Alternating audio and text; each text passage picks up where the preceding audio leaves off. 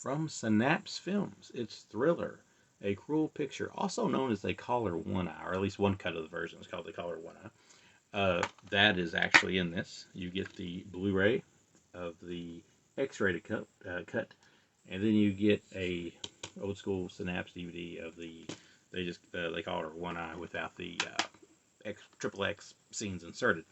And before we even get started, let's go ahead and start on two things. One, the X-rated cut, which is what the HD master is. Uh, you get like basically it's not the leading lady. You get to see her naked, but it's not her having sex. It's clearly just inserted porn penetration shots and body doubles. And for the most part, you just see somebody's balls.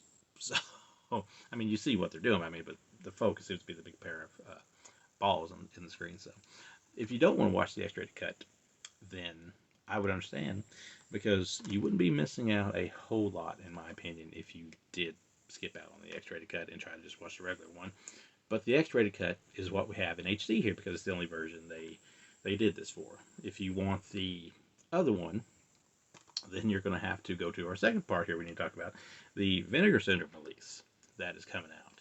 A 4K release, I believe, and I think it has both cuts, maybe, or maybe it just has the regular one. I don't know. If I get it for review, we will know. But for now, you have to go search online for your information. These two labels seem to be kind of throwing a little shade at one another. I'm cool with both. Have been, hopefully still am. And that being said, I'm going to call a spade on this one and say that while the movie itself is good, and while it does look better than the old DVD, which I did have the old limited edition DVD of this, when it was X-rated, the HD doesn't look that great. Now, does it look better than DVD? Yes. But it still doesn't look pristine, if that makes sense. Like, it looks better. It looks a little grainy. But it just, I don't know.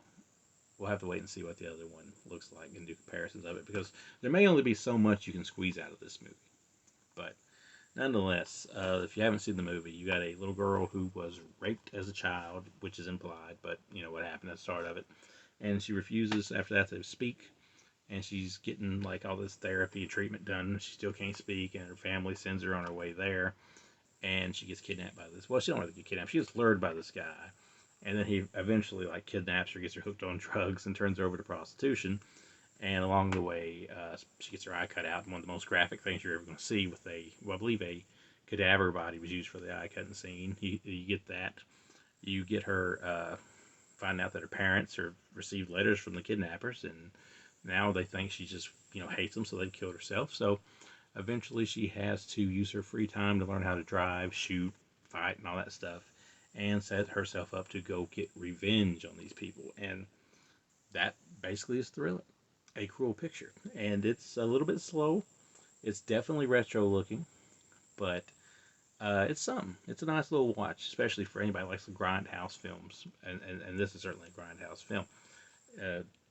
It's kind of a nasty film in a way. I always thought, like, even they do these slow motion things when she goes for revenge, when she shoots people and all that, like it just slows down and you see like the blood splatter. And I don't know really what kind of effects were used for such things, but it looks kind of it feels icky, which is like most grindhouse movies do.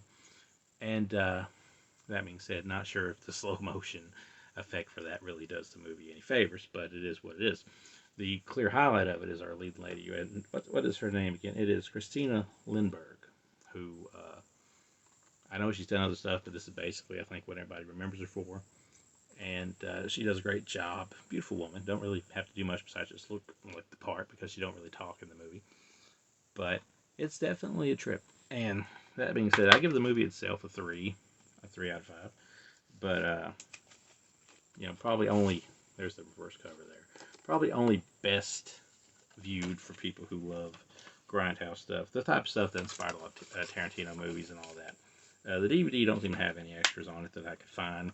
I just popped it in and kind of just did it once over to compare the transfer and stuff. The Blu-ray itself, though, says the uncut, uncensored 1080p version of the film. Original Swedish language version with newly translated English subtitles. I watched the English dub, alternate English dub soundtrack with newly translated English subtitles.